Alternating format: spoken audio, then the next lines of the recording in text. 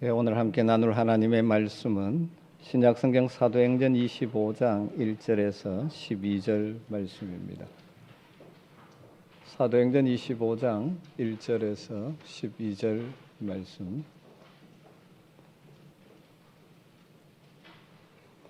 말씀을 한 절씩 교독하도록 하겠습니다.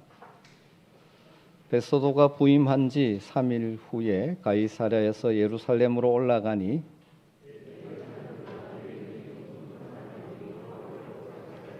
베스도의 호의로 바울을 예루살렘으로 옮기기를 청하니 이는 길에 매복하였다가 그를 죽이고자 함이더라.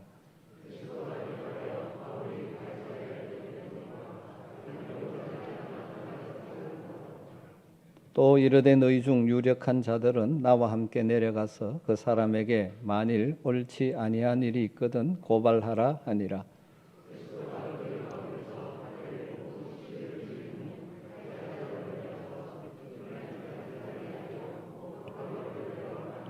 그가 나오매 예루살렘에서 내려온 유대인들이 둘러서서 여러 가지 중대한 사건으로 고발하되 능히 증거를 대지 못한지라.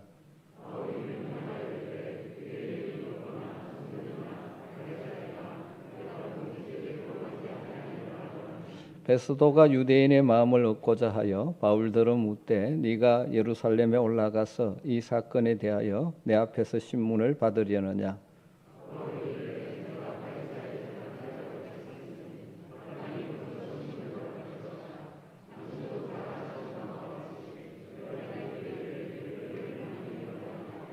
만일 내가 불의를 행하여 무슨 죽을 죄를 지었으면 죽기를 사양하지 아니할 것이나 만일 이 사람들이 나를 고발하는 것이 다 사실이 아니면 아무도 나를 그에게 내줄 수 없나이다. 내가 가이사께 상소하노라 한데 베스도가 배석자들과 상의하고 이르되 내가 가이사에게 상소하였으니 가이사에게 갈 것이라 하니라.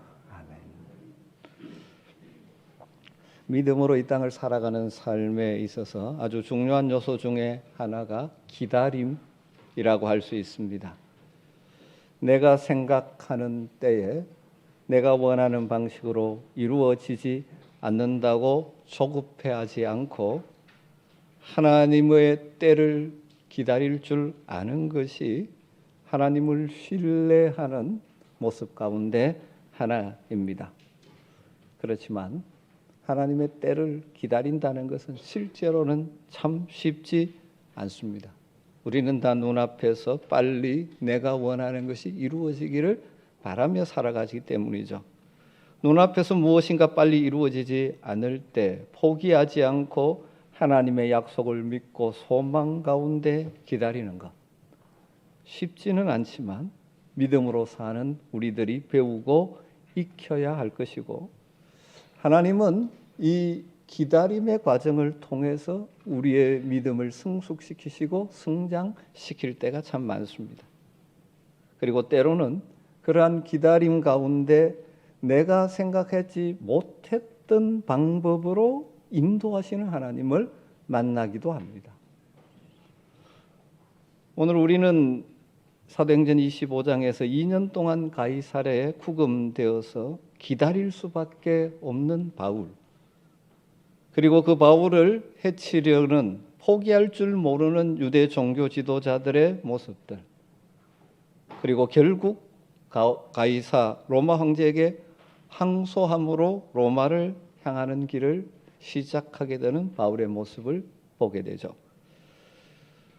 먼저 살펴볼 것은 포기하지 않고 바울을 죽이려는 유대 종교 지도자들의 반복되어지는 악행이죠. 바울 사도로부터 의와 절제와 심판에 대한 설교를 듣고서도 회개하지 않고 자신의 권력을 남용하던 벨릭스 총독은 결국 네로 황제에게 소환을 당해서 그 인생의 무대에서 불명예스럽게 퇴진하고 말았습니다. 그는 바울의 무죄를 알고도 유대인의 마음을 얻고자 바울을 2년 동안 구류해 두었고 결국 이 문제를 해결하지 않고 떠나버렸습니다. 그 후임자로 베스도 총독이 부임을 했습니다. 베스도 총독이 부임한 이후에 일어난 일을 1절부터 3절에 이렇게 기록해 놓고 있습니다. 베스도가 부임한 3일 후에 가이사랴에서 예루살렘으로 올라가니 대제사장들과 유대인 중 높은 사람들이 바울을 고소할세 베스도의 호의로 바울을 예루살렘으로 옮기기를 청하니 이는 길에 매복하였다가 그를 죽이고자 합니다. 신임 총독 베스도는 판단력이나 지도력에 있어서 전임 벨릭스보다는 훨씬 나은 인물로 전해지고 있습니다. 그가 총독으로 부임한 이후에 가장 먼저 한 일은 총독의 거처가 있는 가이사랴에서 유대인들의 중심지라고 할 수 있는 예루살렘으로 올라가서 유대 종교 지도자들을 만난 것이죠. 자신의 관할 지역 내에서 가장 중요한 도시인 예루살렘으로 올라가서 유대 교회 종교 지도자들, 대제사장, 장로들을 만난 것이죠. 총독으로서 자신이 관할하는 지역에 영향력이 큰 사람들과 좋은 관계를 맺으려고 한 것이라고 볼 수 있죠. 그런데 예루살렘에 올라갔더니 대제사장들과 유대인의 지도자들이 신임 총독 베스도를 만나자 말자 기다렸다는 듯이 바울을 고소합니다. 총독이 예루살렘에 체류하고 있는 지금 바울을 예루살렘으로 이송시켜서 예루살렘에서 재판해 주기를 요청한 것이죠. 그런데 사실 그들의 의도는 정말로 재판을 하기 위한 것이 아니었죠. 가이사랴와 예루살렘 사이에 암살단을 매복시켜 두었다가 길에서 바울을 죽이려는 것이 그들의 계략이었습니다. 대제사장들과 사내들인 공회 의원들은 유대 사회의 최상위 계층의 사람들입니다. 그런데 신임 총독 베스도와의 첫 만남에서 바울을 죽이려는 의도가 담긴 고소를 하고 있습니다. 그럼 이것은 그들이 그만큼 지금 바울을 제거하는 일에 혈안이 되어 있는 모습임을 알 수 있죠. 바울을 암살하려는 대제사장들과 장로들의 마음을 알아차렸는지 아니면 합리적인 행정가로서 절차를 따르는 것을 중요시했기 때문인지는 모르지만 아마 후자일 것 같습니다. 베스도 총독이 그들의 요구를 정중하게 거절합니다. 자신이 곧 가이사랴로 복귀할 것이니까 바울을 고발하기를 원한다면 자신과 함께 가이사랴로 가서 정식으로 고발하라 그렇게 말하죠. 여러분 이 사건을 보면 앞에 이미 23장과 24장에서 일어났던 사건과 내용은 비슷하지 않습니까? 바울이 예루살렘에서 로마군 요새에 잡혀 있을 때 40여 명의 암살단이 로마군 요새에서 사내들인 공회 사이에 매복하고 있다가 바울을 죽이려는 계략을 세우고 천부장에게 요청을 했죠. 그런데 그 계략이 천부장에게 미리 알려짐으로 인해서 급히 한밤중에 바울은 가이사랴로 이송되었지 않습니까? 악인들의 악한 계략을 깨트리시는 하나님의 역사로 바울은 안전하게 가이사랴로 옮겨졌지요.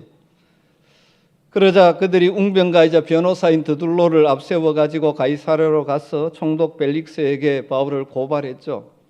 오늘 본문에도 그와 비슷한 일이 또 일어나고 있습니다. 여러분 이 사건은 23장, 24장에 일어난 사건이 일어난 후에 무려 2년이 지난 후입니다. 2년이라는 긴 시간이 흘렸지만 이 유대 종교 지도자들은 2년 전에 했던 일을 똑같이 반복하고 있는 것이죠. 2년의 시차를 두고 두 번 다 공식적으로 바울을 로마 제국의 사법권을 가지고 있는 총독에게 고발한 것입니다. 그러나 두 번 다 사실은 재판을 위한 것이 아니라 바울을 길에서 암살하기 위한 계략을 가지고 있었습니다. 그들이 그렇게 한 이유가 무엇일까요? 겉으로는 로마 법에 고발하지만 총독의 법정에서 로마 제국의 법으로 바울에 대한 사형 판결을 이끌어낼 수 없다는 것, 그것이 불가능하다는 것을 그들이 잘 알고 있기 때문입니다. 그래서 합법적인 요청으로 포장하지만 그 속에는 악한 계략이 가득한 행동을 하고 있는 것이죠.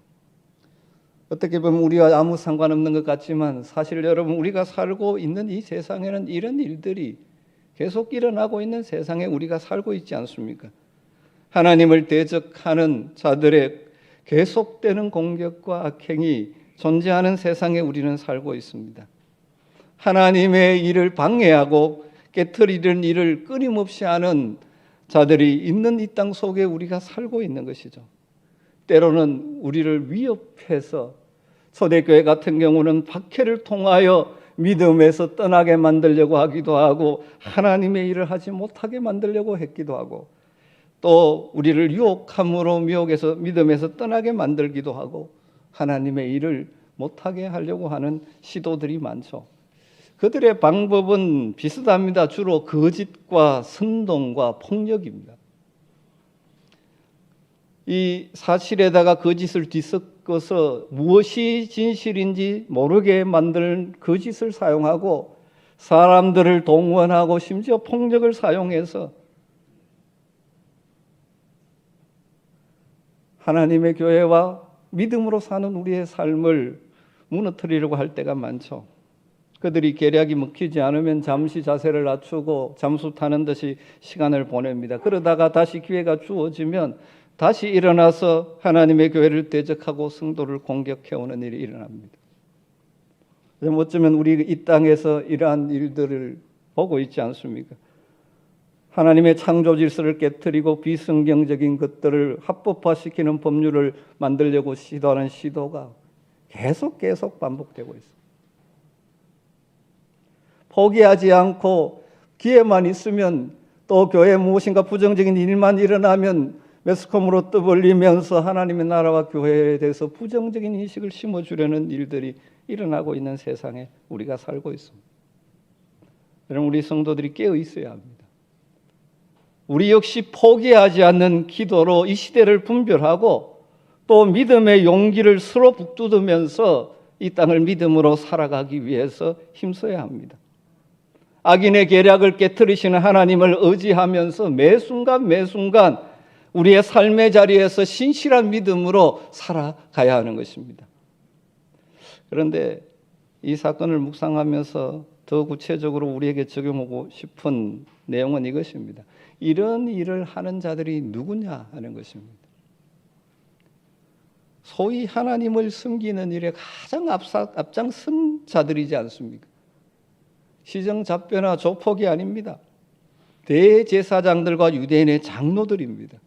여러분, 제사장이 하는 일이 무엇입니까? 제사를 드리는 일이죠. 요즘으로 말하면 하나님을 예배하는 일입니다. 아마도 지난 2년 동안 그들은 성전에서 수많은 제사를 드렸을 것입니다. 그럼에도 불구하고 바울을 죽이려는 그들의 악한 생각은 초도 변함이 없습니다. 무슨 말입니까? 결국 2년 동안 예루살렘 성전에서 그들이 하나님께 드린다고 하는 제사는 그들의 삶의 변화에 전혀 영향력을 미치지 못하는 무의미한 습관적인 종교적 행위에 지나지 않는다는 것이죠. 예수님께서 그토록 책망하셨듯이 그들이 외식하는 자들이기 때문에 거룩한 종교 행위는 하고 있지만 전혀 하나님을 기쁘시게 하지 못할 뿐만 아니라 그런 형식적인 종교 행위만 하는 자들의 삶에는 하나님의 뜻을 따른 삶의 변화가 있을 리 만무하다는 것입니다. 공식적으로는 늘 하나님을 섬긴다고 하는데 하나님의 뜻에 대적하는 삶을 살고 있다. 여러분, 이 말씀을 묵상하면서 우리에게 한번 적용해 볼 필요가 있습니다. 우리의 예배 생활은 정말 어떻습니까? 우리가 지난 2년 주일 예배만 참석했다 해도 여러분은 100번 이상의 예배를 드렸습니다. 그렇다면 여러분의 삶에 어떤 변화가 있었습니까? 2년 전에 시기하고 미워하던 사람을 지금도 여전히 시기하고 미워하고 있지는 않습니까? 2년 전에 내 욕심을 따라 살아가던 삶의 방식을 지금도 여전히 반복하고 있지 않습니까? 심지어 나의 목적을 이루기 위해서 누군가의 손해를 끼치는 일을조차 끄리낌 없이 하던 일을 계속 반복하고 있지는 않습니까? 내 주장과 뜻대로 되지 않으면 불쑥불쑥 화내고 성내던 삶을 그대로 지금 하고 있지는 않습니까? 만약 변화가 없다면 우리가 드린 예배는 어쩌면 의미 없는 종교 행위에 불과할 수도 있다는 것입니다. 신앙생활의 핵심 가운데 핵심이 예배 생활이죠. 우리 예배가 살아야 우리의 삶이 변화되고 그 힘으로 이 세상에서 하나님의 자녀답게 살아가는 복과 능력을 덧입게 되는 것이죠. 여러분 스스로에게 한번 질문 던져보십시오. 여러분이 예배를 통해서 여러분의 삶의 어떤 변화를 경험하고 있으십니까? 예배는 드리는데 똑같이 하나님의 뜻과 상관없이 삶의 자리에 그대로 살고 있지는 않으십니까? 예배 생활에 승리하시기를 주님으로 축원합니다. 그래서 예배를 드릴 때마다 이 예배 가운데 우리 눈에 보이지 않지만 영으로 임재해 계시는 하나님 앞에 서서 자신을 돌아보는 시간이 되기를 바랍니다. 우리만 모인 것이 아니라 이 자리에 임재하신 하나님 앞에 자신을 돌아보는 것이죠. 선포되는 말씀을 통하여 내 삶이 그 말씀과 어떤 위치에 있는지를 돌아보며 말씀과 맞지 않을 때 내 삶을 재조정하는 은혜가 있기를 주의 이름으로 축원합니다. 그때 그 예배는 우리의 삶의 변화의 열매를 낳게 될 것입니다. 우리가 주일마다 똑같이 모두 다 같은 공간에서 예배를 드리고 있습니다. 그런데 우리가 정말 예배를 하는 예배자인가에 따라서 시간이 지나면 우리의 삶의 마지막 결과는 많이 달라질 것입니다. 안타깝게도 매주일 예배는 드리지만 삶의 변화가 없이 여전히 자신의 생각과 자신의 가치관을 따라 길을 걸어가는 악한 길을 걸어가는 본문의 대제사장들과 장로들처럼 되는 사람들도 있을 수 있습니다.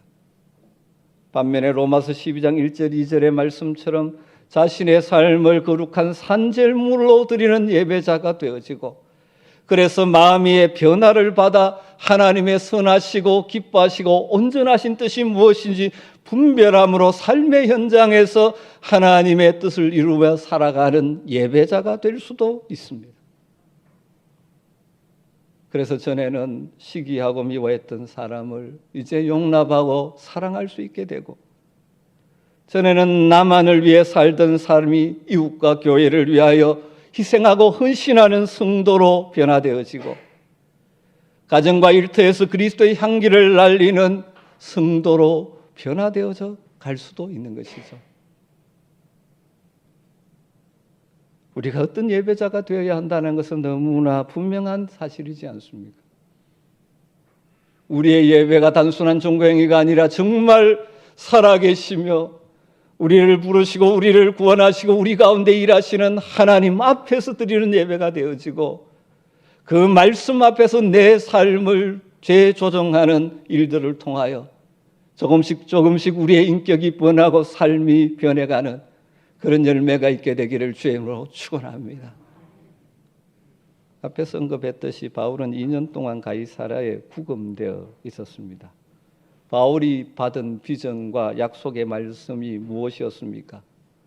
바울은 과거 에베소에서 사역을 마친 후에 장차 자신은 로마로 갈 것이라고 자기 비전을 선포했었죠. 사도행전 19장 21절 말씀이죠. 이 일이 있은 후에 바울이 마게도냐와 아가야를 거쳐 예루살렘에 가기로 작정하여 이르되 내가 거기 갔다가 후에는 로마도 보아야 하리라. 자신의 마지막 사역지, 자신을 향하신 하나님의 비전이, 자신이 품은 비전이 로마에 가서 복음을 전하는 것입니다. 그리고 예루살렘에서 유대인들에게 심한 박해를 받고 여전히 심각한 위협을 당하는 상황 가운데 두려워하며 로마 군조소에 갇혀 있을 때 주님께서 친히 나타나셔서 바울에게 약속해 주셨습니다. 뭐라고 약속하셨습니까? 23장 11절에 그날 밤에 주께서 바울 곁에 서서 이르시되 담대하라. 네가 예루살렘에서 나의 일을 증언한 것 같이 로마에서도 증언하여야 하리라 하시니라. 하나님께서 주신 비전이 그에게 있습니다. 그리고 약속도 있습니다. 그런데 바울은 2년 동안 가이사랴에 감금되어서 어쩌면 한 발자국도 앞으로 나가지 못하고 있는 상황에 처해 있습니다. 만약 제가 그런 상황에 처해 있다면 답답해하고 막막한 시간을 보냈을지도 모릅니다. 여러분은 어떻습니까? 왜 하나님 내게 비전도 주시고 약속도 주셨는데 나를 여기에 가두어 두고 계십니까? 불평했을 것 같기도 합니다. 자신이 무죄라는 것이 분명하게 밝혀졌는데도 불구하고 최종 판결을 내리지 않고 있는 총독 펠릭스를 생각하면 속에서 울분이 터졌을 수도 있을 것입니다. 심지어 예루살렘 안토니오 요새의 감옥에 밤중에 찾아오셔서 주신 약속의 말씀이 정말 우리 주님의 약속의 말씀인지 흔들리기도 했지 않았을까, 그런 생각도 해봅니다. 그런데 사도행전 기록에는 바울에게 그런 모습을 찾아볼 수가 없습니다. 흔들리지 않고 자신에게 기회가 주어지면, 변명의 기회가 주어지면, 재판정에 나오라고 하면 나아가서 그 기회를 복음을 전하는 일에 사용하고 있는, 그 사내들인 공회든 총독이든 그 앞에 담대하게 믿음으로 복음을 선포하고 있는, 조급해하지 않고 그 일을 하고 있는 모습만 사도행전은 기록해 놓고 있습니다. 어떻게 이룰 수 있었을까? 그 이 중에 하나는 아마도 기다림이라는 하나님의 방법을 바울은 이해하고 있었던 것 같죠. 자신은 다 알 수 없지만 하나님이 로마로 향하기를 원하는 그의 발걸음을 가이사랴에 잠시 멈추게 하신 것도 하나님의 뜻, 하나님의 계획이 있음을 신뢰한 것으로 보입니다. 여러분, 하나님이 하나님의 사람들을 훈련시키시고 준비시키기 위해서 사용하시는 방법 중에 하나가 기다림이라는 사실을 기억해야 합니다. 그럼 우리 자녀들을 잘 키우려면 어떤 의미에서 이 기다림을 잘 활용해야 됩니다. 무조건 들어주는 것이 자녀들이 잘 살게 하는 것이 아니죠. 그리고 또 기억해야 될 것은 주님의 때와 주님의 방법이 최선임을 믿고 기다릴 줄 아는 이 성숙한 성도들이 되었으면 좋겠습니다. 여러분, 내 때에 이루어지기를 우리는 다 원하고 내 방법대로 되기를 소망하는데 하나님의 때와 하나님 방법이 다를 때가 참 많습니다. 그때 중요한 것은 그럼에도 불구하고 다 이해할 수 없음에도 불구하고 하나님의 때와 하나님의 방법이 최선임을 신뢰하며 기다릴 줄 아는 성도가 되어야 합니다. 이 신앙의 진리를 깨달은 성도가 이런 아름다운 찬양 가사를 남겨 우리가 지금도 부르며 살아가죠. 주님의 시간에 주의 뜻 이루어지리 기다려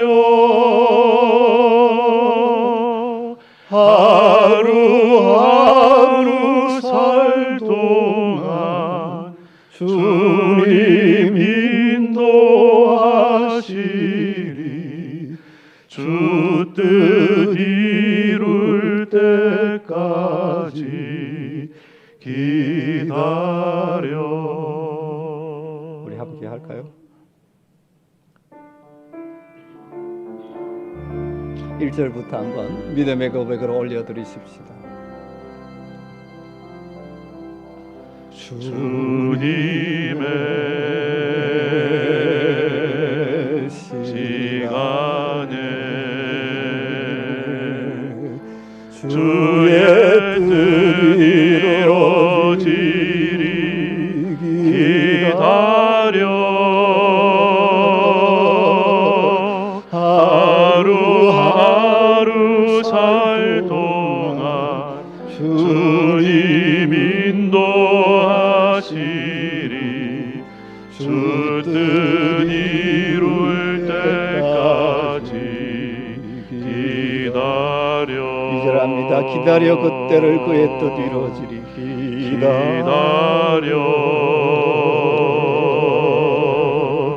그때를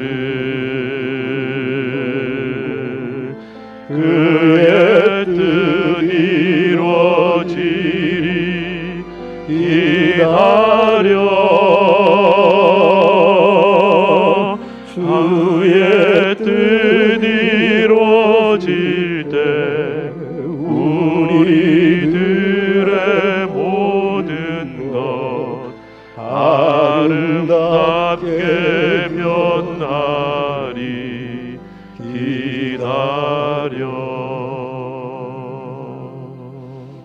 이렇게 설교하고 찬양하지만 사실 기다린다는 것은 결코 쉽지 않습니다. 우리의 믿음의 대선배 아브라함도 기다리지 못하고 인간적인 방법을 쓰다가 이스마엘을 낳았지 않습니까? 여러분, 저와 여러분에게 우리를 사랑하시는 하나님, 하나님의 때, 하나님의 방법이 최예수님을 믿는 믿음이 있게 되기를 주님으로 축원합니다.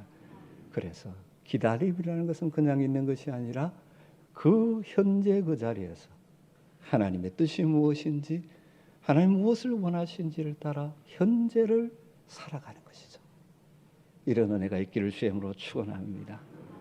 2년의 기다림의 시간이 지나고 바울이 로마로 출발하게 되는 시발점이 되는 사건이 오늘 본문의 뒷부분에 있죠.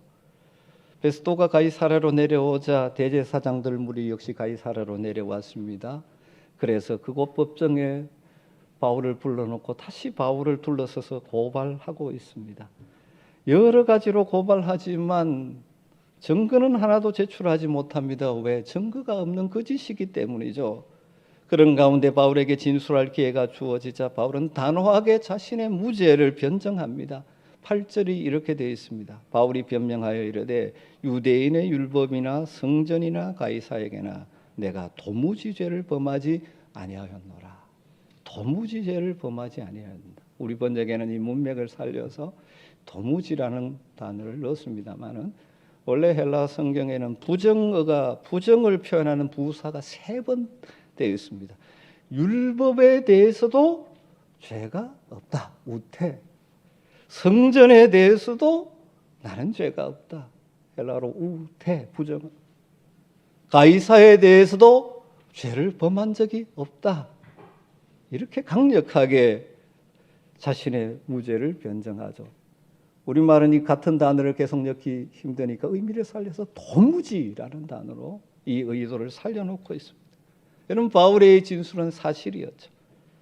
바울의 확고한 진술을 들은 베스토 총독은 유대인들의 마음을 얻고자 바울에게 예루살렘으로 올라가서 재판을 받을 의향이 없느냐고 묻죠. 이때 바울이 놀라운 선언을 해버립니다.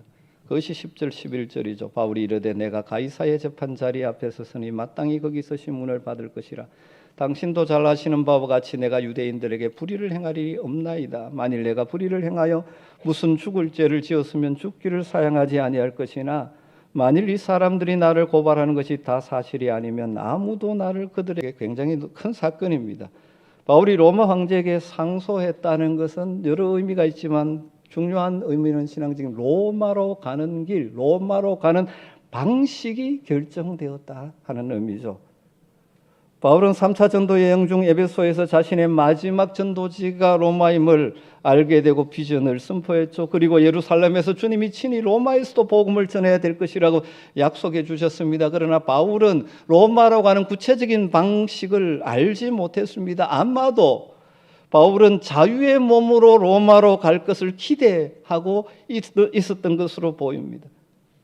특별히 가이사랴에서 2년 동안 기다림의 시간 동안에도 자신이 자유의 몸으로 무죄로 석방되어서 로마에 가서 복음을 전하는 것을 꿈꾸었던 것으로 보입니다. 그러나 계속되는 유대 종교 지도자들의 계략을 경험하면서 자유의 몸은 아니지만 비록 죄수의 몸이지만 가이사에게 상소함으로 그렇게 로마로 가는 길이 자신이 가야 할 길임을 깨닫게 된 것이라고 보여집니다. 그래서 가이사 황제에게 상소를 하는 것이죠. 이건 한편 바울이 깨달은 것이기도 하지만 또 이렇게 생각해 볼 수 있죠. 이것이 하나님의 방법이구나. 바울이 인정하고 순종한 것이라고 볼 수 있습니다. 바울 자신은 아마 자유의 몸으로 로마로 가고 싶었겠죠. 그러나 이 과정을 통해서 바울이 깨닫게 된 것은 하나님의 방법은 이것이구나. 그래서 그것을 수용하고 이렇게 선언한 것이죠. 여러분, 우리의 이 좁은 시선으로는 잘 보이지 않고 이해되지 않지만 분명한 것은 하나님의 방법은 늘 선하고 옳습니다. 여러분, 이 사건도 한번 묵상해 보십시오. 이 방법이 바울이 로마로 가는 가장 안전한 방법이라고 볼 수 있습니다. 왜 그렇습니까? 바울이 로마 황제에게 상소했다는 것은 그가 로마 제국의 군인들의 보호를 받으면서 로마로 가게 되었다는 것을 의미하죠.